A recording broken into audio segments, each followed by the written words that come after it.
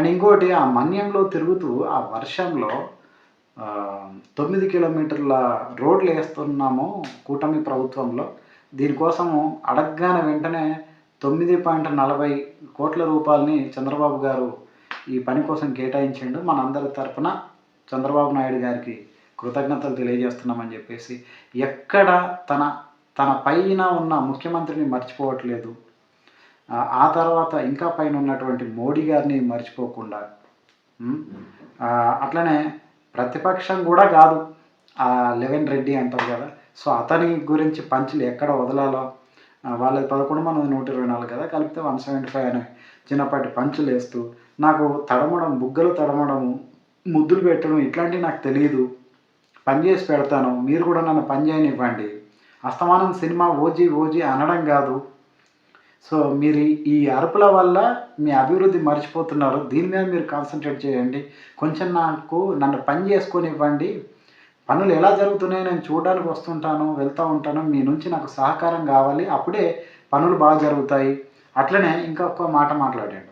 ఈ చిన్న చిన్న 20 మంది 30 మంది ఉన్న చిన్న చిన్న ఊర్లు ఉండడం వల్ల కొన్ని పనులు సరిగ్గా అభివృద్ధి జరగలేకపోతుంది. మీరు అందరూ అక్కడ కొంతమంది ఇక్కడ కొంతమంది కాకుండా ఒకే దగ్గర ఒక 300-400 మంది ఉండేలాగా ఉండండి, అప్పుడు పనులు ఇంకా బాగా జరుగుతాయి అని చెప్పేసి వాళ్ళను కూడా ఎక్కడెక్కడో ఉన్న వాళ్ళను ఒక దగ్గరికి వస్తే బాగుంటుంది అనేసి అట్లాంటి మాటలు చెప్తూ ఉంటే ఎంత వినసొంపుగా ఉందో నిజంగా. ఏ నాయకుడు అట్లా ఆలోచిస్తాడు? ఏ నాయకుడు అట్లా కలవండి, కలిసి ఉండండి, పనులు చేసుకుందాం, ముందుకు వెళ్దాం? బాబా, నిజంగా పవన్ కళ్యాణ్ గారు మీకు హ్యాట్స్ ఆఫ్ అండి, హ్యాట్స్ ఆఫ్. అది తర్వాత జనవరిలోనే ఇంకొక 250 కోట్లు అక్కడ విజయనగరం కానీ లేదంటే రంపచోడవరం కానీ ఆ గిరిజనుల కోసం, వాళ్ళ అభివృద్ధి కోసం డబ్బులు రాబోతున్నాయి. ఇదంతా ఎందుకు నాకు సంతోషంగా ఉంది. నేను ఒక 10 సంవత్సరాల నుంచి ఎంతోమంది నన్ను తిట్టిర్రు, నా కుటుంబాన్ని తిట్టిర్రు, మా ఇంటి ఆడవాళ్ళని తిట్టిర్రు, కానీ నాకు అవేవి ఈరోజు బాధ లేదు. ఎందుకంటే ఈ జనాల బాధలు తొలుగుతున్నాయి, వీళ్ళ కష్టాలు దూరం చేయగలుగుతున్నాను, అది నాకు సంతోషంగా ఉంది ఇప్పుడు అని చెప్తూ ఉంటే నిజంగా అసలు అనకూడదు. కానీ నిజంగా మరి పెద్ద మాట అవుద్దేమో, కానీ ఆయన ఒక దేవుడిలాగానే. నిజంగా పవన్ కళ్యాణ్ గారికి, నిజంగా మీ పార్టీకి హ్యాట్స్ ఆఫ్ అండి. ఇంకా మీ పవన్ కళ్యాణ్ గారి గురించి, జనసేన పార్టీ గురించి, అట్లనే మన తెలంగాణ గురించి చాలా వీడియోలు వస్తూ ఉంటాయి ఈ ఛానల్లో. సో కుదిరితే సబ్స్క్రైబ్ చేసుకోండి. వీడియో కూడా మీకు నచ్చితే లైక్ చేయండి. Hello all, welcome to my YouTube channel. So I'm back. ఎందుకు ఈ మాట అంటున్నా అంటే, ఇంతకుముందు నేను చాలా వీడియోలు చేసిన, ఎస్పెషల్లీ పవన్ కళ్యాణ్ గారి కోసం, జనసేన పార్టీ కోసం. అంతకుముందు మా నిర్మల్లో బీజేపీ తరఫున మా మహేశ్వర్ రెడ్డి గారు సో ఎమ్మెల్యేగా పోటీ చేసినప్పుడు ఆయన కోసం కూడా వీడియోలు చేసిన, తర్వాత ఆపేసిన. ఎందుకంటే అక్కడ మా ఎమ్మెల్యే గెలిచిండు నిర్మల్లో, మహేశ్వర్ రెడ్డి గారు, బీజేపీ గెలిచింది, చాలా సంతోషం. ఆ తర్వాత పవన్ కళ్యాణ్ గారి కోసం, ఎందుకంటే మేము ఎంతో అభిమానిస్తాం ఆ హీరోని, పిచ్చి ఆయన అంటే, పవన్ కళ్యాణ్ అంటే, ఆయన సిద్ధాంతాలు, ఆయన పార్టీ ఏ ఉద్దేశంతో పెట్టిండు, ఆయన ఏం చేయబోతున్నాడు, ఇవన్నీ మాకు తెలుసు. యాజ్ ఏ ఫ్యాన్స్గా మాకు చాలా తెలుసు. పవన్ కళ్యాణ్ గారి కోసం మేము కష్టపడాలి, మా వంతు ప్రయత్నం చేయాలి, పవన్ కళ్యాణ్ అన్న కోసం కానీ ఆ పార్టీ కోసం కానీ పనిచేయాలి అని నాతో ఆయన కాడికి కొన్ని వీడియోలు చేసిన. సో పిఠాపురం వెళ్ళి కూడా కొన్ని వీడియోలు చేయాలి, కొన్ని చాలా అనుకున్నా కానీ కుదరలేదు. బట్ నేను ఉన్న జాగాలో, అంటే నాది తెలంగాణ నిర్మల్, సో నేను ఉన్న జాగాలో ఏం చేయగలను అది మాత్రం చేసి పెడదామని పవన్ అన్న కోసం పనిచేసిన. సో ఆయన గెలుస్తాడని కూడా తెలుసు. సో ఎందుకంటే 10-15 సంవత్సరాల నుంచి ఆయన ఎన్నో డక్కాముక్కీలు తిని ఎట్టకేలకు ఆయన గెలిచిండు.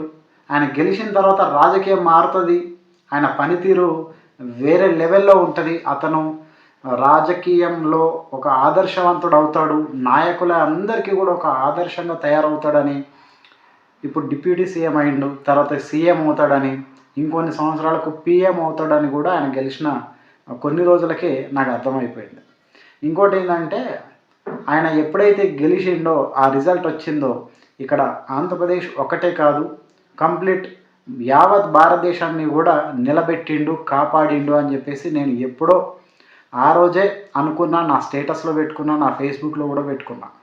పవన్ కళ్యాణ్ గెలిచింది ఒక్క ఏపీని మాత్రమే గెలిపించలేదు, అతను మాత్రమే గెలవలేదు, భారతదేశం మొత్తాన్ని గెలిపించిండు అని ఆ రోజే నేను. అప్పటికి ఇంకా ఏ మీడియా కూడా ఆ పాయింట్ని ప్రస్తావించలేదు, కానీ నేను మాత్రం అప్పుడే డిసైడ్ అయ్యా, అప్పుడే అనుకున్నా, ఎస్ అది నిజమైంది. భారతదేశాన్ని కాపాడిండు పవన్ కళ్యాణ్. ఈరోజు మోడీ గారు ప్రధానమంత్రిగా ఉన్నారు అని అంటే దాంట్లో పవన్ కళ్యాణ్ గారి పాత్ర ఖచ్చితంగా ఉంది అనడంలో ఎంత మాత్రం. నాకు బీజేపీ అంటే ఇష్టం, జనసేన అంటే ఇష్టం, మోడీ గారు అంటే ఇష్టం, ఏంటి పవన్ కళ్యాణ్ అంటే ఇష్టం, కానీ ఒప్పుకోక తప్పదు. ఈవెన్ పవన్ కళ్యాణ్ గారి విషయంలో ఎవరైనా అట్లా నిలబడితే కూడా నేను ఒప్పుకుంటాను. పవన్ కళ్యాణ్ గారు గెలవడంలో ఇతని పాత్ర కూడా చాలా కీలకం అని ఒప్పుకోవడంలో నేను తటపటాయించాను, ఒప్పుకుంటాను. At the same time Modi గారు ప్రధానమంత్రిగా ఉండడానికి, ఈరోజు భారతదేశంలో బీజేపీ అధికారంలో ఉండడానికి పవన్ కళ్యాణ్. అఫ్కోర్స్ నేను జనసేన, పవన్ కళ్యాణ్ ఇవన్నిటి గురించి వీడియోలు చేస్తాను, బట్ అది అంతవరకే పరిమితంగాను. ఎందుకంటే మా తెలంగాణలో ఇప్పుడున్న కాంగ్రెస్ ప్రభుత్వం ఏం చేస్తుంది, ప్రతిపక్షంలో ఉన్న బీఆర్ఎస్ ఏం చేస్తుంది, మా బీజేపీ పార్టీ ఏం చేస్తుంది, ఎమ్మెల్యేలు ఏం చేస్తున్నారు, 119 మంది ఎమ్మెల్యేలు ఏం చేస్తున్నారు, వాళ్ళ నియోజకవర్గాలు ఏంది, వీటి మీద కూడా వీడియోలు చేస్తాను నేను. నిజంగా సినిమా రివ్యూలు చెప్పడం కంటే కూడా పవన్ కళ్యాణ్ గారి పరిపాలన గురించి మాట్లాడడము, వీడియోలు చేయడము నయం అనిపిస్తుంది నాకు. సినిమాలది ఏముందిలే, సినిమా బాగుంది బాగాలేదు ఇది అంతవరకే, కానీ ప్రజా జీవనాన్ని మార్పు చేయాలనుకుంటున్నాడు చూడు, వాళ్ళ నుంచి కష్టాలు దూరం చేయాలనుకుంటున్నాడు కదా పవన్ కళ్యాణ్ గారు. ఆయన గురించి వీడియోలు చేయడం కంటే ఇంకెక్కువ ఏం కావాలా. నిజంగా పవన్ కళ్యాణ్ గారి గురించి, జనసేన పార్టీ గురించి కానీ నేను ఎక్కువగా ఎవరి వీడియోలు చూస్తానంటే కిరణ్ టీవీ న్యూస్ అని కిరణ్ అన్న ఉంటాడు, తర్వాత చందు శ్రీనివాస్ గారు అని అనలిస్ట్ గారు ఉంటారు. వాళ్ళ వీడియోలు నేను ఎక్కువ చూస్తా. అఫ్కోర్స్ ఇంకొంతమంది కూడా ఉన్నారు, చాలా ఛానల్స్ ఉన్నాయి, బట్ నేను ఎక్కువగా ఫాలో అయ్యేటిది వీళ్ళని. అంతకుముందు నేను మన లైబ్రరీ కామనర్ లైబ్రరీ అన్న కళ్యాణ్ అన్న వీడియోలు చూస్తుంటే, బట్ ఎప్పుడైతే తను పక్కకు జరిగిండో ఇంకా అప్పటి నుంచి చూస్తలేదు. కానీ ఇట్లా కొన్ని పవన్ కళ్యాణ్ గారు ఏదన్నా ఇప్పుడు మహా న్యూస్లో మహావంశీ గారు అని ఇంకొక ఆయన ఉంటాడు, వాళ్ళిద్దరు వీడియోలు. సో అలాగా నేను చూస్తున్నాను 99 టీవీ. ఎందుకంటే పవన్ కళ్యాణ్ గారి గురించి వినడం ద్వారా ఎంతో ఆనందం ఇక్కడ. అలాగా వినేసి ఓకే చాలే, జనాల్లోకి చక్కగా మా అన్న గురించి జనాలు మాట్లాడుకుంటున్నారు, జనాలకు మా అన్న మంచి పని చేసి పెడుతున్నాడు అని చెప్పేసి ఆ వీడియోలు చూసి సాటిస్ఫై అయిపోయి వదిలేస్తోంది. కానీ ఎందుకో ఇంకా నేను కూడా యూట్యూబ్ ఛానల్ పెట్టేద్దాం, జనసేన తరఫున పెట్టేద్దాం, ఆ జనసేన మా తెలంగాణలో కూడా వచ్చేలాగా చేద్దాం, పవన్ అన్న గురించి ఇంకో 10 మందికి నా వంతుగా తెలియజేద్దాం, ఇవన్నీ అనుకొని నేను ఈ వీడియో చేసిన. ఎస్, పవన్ కళ్యాణ్ నిజమైన కారకుడు. సో అలాగా పవన్ కళ్యాణ్ గారి గురించి ఇంకా మనం ఏం చేస్తాంలే, సరే ఆయన గెలిచిండు, ఆయన పరిపాలనలో బిజీ ఉంటాడు, ఇక్కడ మా ఎమ్మెల్యే కూడా గెలిచిండు, రైట్ ఓకే సరిపోయింది కదా, ఇంకా మనకు ఈ వీడియోలతోటి యూట్యూబ్ తోటి ఇంకా పని లేదులే మనకు. ఎందుకంటే నాకు సినిమా ఇండస్ట్రీ ఏదో కొంచెం ఇంట్రెస్ట్ ఉంది, డైరెక్టర్గా వెళ్ళాలని, ఆ ప్రయత్నాలు చేసుకుందాంలే అని చెప్పేసి యూట్యూబ్ ఛానల్ పక్కన పెట్టేసిన, ఇంకా వీడియోలు చేయడం మాపేసిన. చాలా రోజులు అయిపోయింది. నా ఛానల్ మానిటైజ్ అయినా కూడా నేను శ్రద్ధ పెట్టలేదు వీడియోల మీద. బట్ ఎందుకు మళ్ళీ ఇప్పుడు వీడియో చేస్తున్నానంటే పవన్ కళ్యాణ్ గారే కారణం, పవన్ కళ్యాణ్ గారు మాత్రమే కారణం. ఎందుకంటే నేను బాగుంటుంది ఆయన పరిపాలన అన్నీ నేను ఆయన ఏంటి అనేది నేను బాగా గెస్ చేయగలుగుతా. ఆయన ఏ నిర్ణయం, ఏ మాట, ఎందుకు, ఎప్పుడు ఏం మాట్లాడుతున్నారో నాకు ఎందుకో కానీ బాగా తెలిసిపోద్ది. సో నేను ఇప్పుడు వీడియోలు చేయడానికి అసలైన కారణం పవన్ కళ్యాణ్ గారి పనితీరే.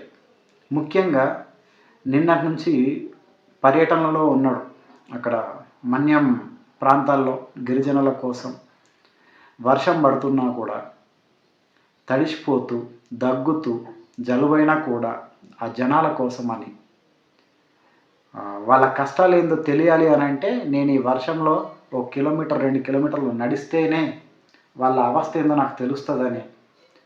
జస్ట్ మనకు నడవడానికే ఇంత కష్టంగా ఉంటే వాళ్ళు డోలీ పట్టుకొని ఒక నలుగురు మనుషులు పట్టుకొని ఎత్తుకొని వెళ్తూ ఉంటారు. వాళ్ళ కష్టం ఏంటో తెలియడం కోసం నేను ఇప్పుడు నడవాలి అని చెప్పేసి ఆ కలెక్టర్లకు కానీ ఆ పోలీసులకు కానీ చెప్పి మరీ ఆ బురదలో నడుచుకుంటూ చెప్పులు లేకుండా ఎందుకు ఇవన్నీ చేస్తున్నాడు, అది నాకు బాగా నచ్చింది. నిజంగా చెప్తున్నా, దగ్గున్నా జలుబున్నా కనీసం అంత బాగుండి బయట వెదర్ ఇట్లా వర్షంగా ఉన్నా కూడా సరేలే వాయిదా పెట్టేయండి, దానికేముంది, వచ్చే వారం వస్తాడు అని చెప్పేసి ఒక అనౌన్స్మెంట్ ఇచ్చేయండి అనగానే అధికారులు పని చేస్తారు.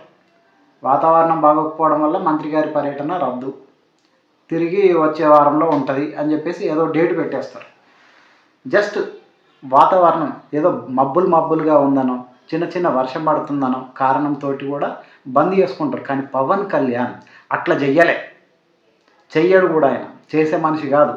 ఆ వర్షం ఏందో తెలియాలి, అందులో నేను తడవాలి, తడిస్తేనే వాళ్ళ అవస్థలు ఎట్లుంటాయో నాకు తెలుస్తుంది అని ప్రాక్టికల్గా వాళ్ళ గురించి ఆలోచించి ఎందుకు అంతగా శ్రద్ధ చూపించడం. గెలిచాము, ఓకే, వర్షం పడుతుంది,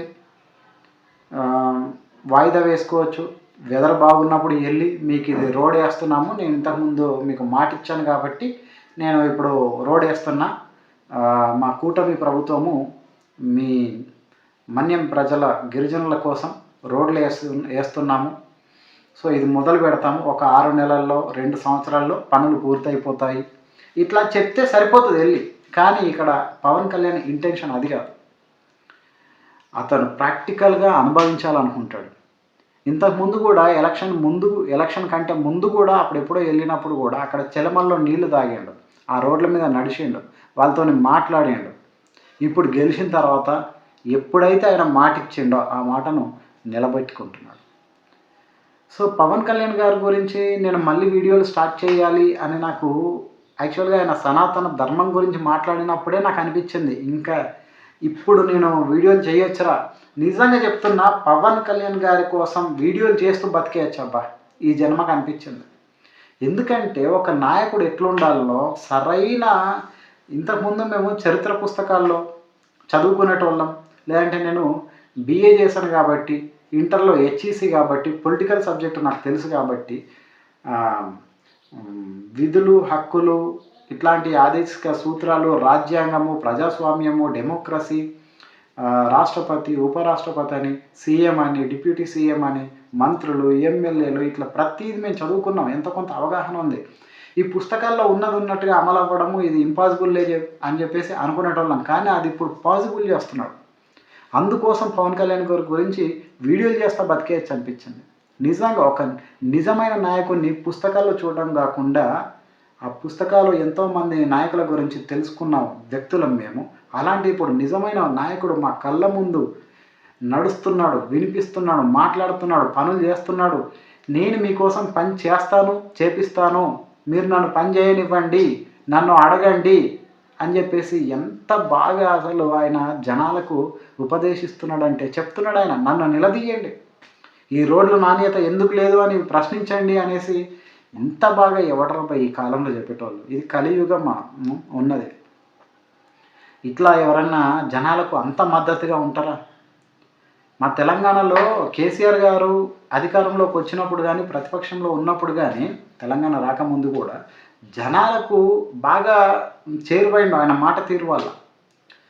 పవన్ కళ్యాణ్ గారు కూడా ఆయన మాట తీరు వల్ల జనాలకి ఎలాగ చేరువైపోతున్నాడంటే, ఏదో రాజకీయంలో ఉన్నాము, ఏదో పదవిలో ఉన్నాము అలా మాట్లాడడం కాదు.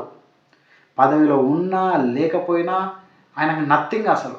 జనాలంటే పిచ్చి, వాళ్ళ సమస్యలు అంటే ఇష్టం, వాళ్ళు కష్టాల్లో ఉన్నారు అని అంటే అదేదో తెలుసుకోవాలి, అనుభవించాలి, వాళ్ళ కష్టాలు దూరం చేయాలి, ఈ పిచ్చిలో ఉన్నాడు ఆయన. అలాంటి వ్యక్తిని మనము మాట్లాడుతూ వీడియోలు ఆయన గొప్పతనం గురించి తెలియజేయడం మనకు పనిగా పెట్టుకుంటే తప్పేంది అనిపించింది. ఇంకా చాలే, ఆయన గెలిచిండు కదా, ఇంకా ఆయన పని ఆయన చేసుకుంటాడు, నా ఫీల్డ్ ఏదో నేను వెళ్ళిపోతానులే, ఏదో అసిస్టెంట్ డైరెక్టర్ గానో అసోసియేట్ గానో లేకపోతే ఇంకేదో పని చేసుకుంటూ బతికేద్దాంలే అని చెప్పేసి అనుకున్నా. కానీ నేను తప్పు చేస్తున్నా అనిపించింది, నాకే అనిపించింది. పవన్ కళ్యాణ్ గారు గెలిచిన తర్వాత ఆయన పరిపాలన, ఆయన మాట తీరు, ఆయన శాఖలు, ఆయన ప్రభుత్వంలో ఉండి కూడా ఏదైనా శాఖ సరిగ్గా పనిచేయకపోతే ప్రశ్నించే తీరు, సనాతన ధర్మం గురించి మాట్లాడడం కానీ, అసలు ఇన్ని విషయాల గురించి నాకు మాట్లాడాలనిపిస్తుంది కానీ వద్దులే ఇంకా అటువైపు వెళ్ళొద్దు అని చెప్పేసి అనుకున్నా. బట్ అస్సలు నా వల్ల అవ్వట్లే. పవన్ కళ్యాణ్ గారి గురించి చెప్పేయడమే నా పని అనిపించింది. చెప్పాలి, మాట్లాడాలి జనసేన పార్టీ గురించి. మా తెలంగాణలో కూడా జనసేన పార్టీ ఉంది కానీ ఎవరో, ఇక్కడ ప్రెసిడెంట్ ఎవరో, ప్రధాన కార్యదర్శి ఎవరో, వాళ్ళకు నమస్కారం నిజంగా. ఒకవైపు ఆంధ్రాలో అద్దిరిపోతుంది జనసేన పార్టీ కానీ పవన్ కళ్యాణ్ నాయకత్వంలో మిగతా ఎమ్మెల్యేలు మంత్రులు కానీ. మహారాష్ట్రకి వెళ్తే 11 స్థానాల్లో ప్రచారం చేస్తే 11 మందిని గెలిపించగలిగాడు, 100% స్ట్రైక్ రేట్. కానీ పక్కనే మన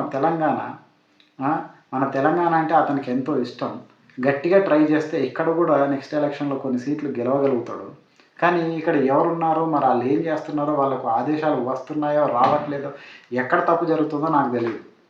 కానీ మా తెలంగాణలో మాత్రం చాలా డల్ ఉంది. ఇదొక కారణం నేను ఛానల్ పెట్టాలి, మళ్ళీ వీడియోలు చేయాలి అనడానికి మరొక కారణం తెలంగాణలో జనసేన పార్టీ వీక్గా ఉండడం. సో ఇట్లా ఇంతకుముందు మనము చరిత్రలో చదువుకునేటోళ్ళం ఏంది, బౌద్ధ మత వ్యాప్తి కోసం అని అశోకుడు కొడుకు కూతురు ఇట్లా బయలుదేరారు, సిలోన్ శ్రీలంకకి వెళ్ళారని, నేపాల్కి వెళ్ళి ప్రచారం చేశారని ఇట్లాగా చదువుకున్నాం.